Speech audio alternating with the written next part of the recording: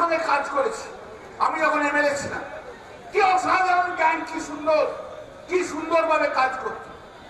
আমরা দেখেছি আমাদের সুদীপদা পার্লামেন্টে এতদিন দীর্ঘকালের আমাদের নেতা, আমাদের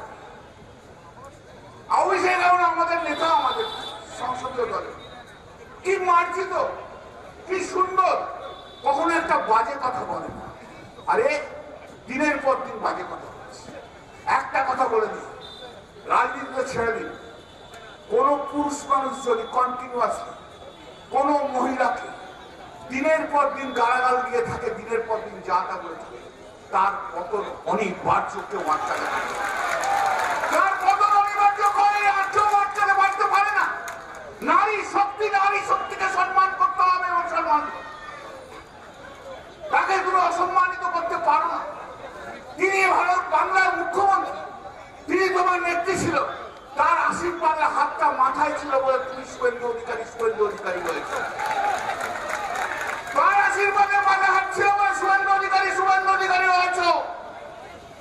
অধিকারীর ফ্যামিলি, আমি সেদিকে যাচ্ছিলাম দীঘা, যাচ্ছিলাম বা যেতে যেতে একটা রেস্টুরেন্টে দাঁড়ালাম। দিদি কি বললো জানি রেস্টুরেন্টের মালিক আমাকে বললো, আপনারা না এই অধিকারী ফ্যামিলিটাকে 3টে জেলা দিয়ে খুব ভুল করেছেন। এখন আপনারা বুঝতে পারছেন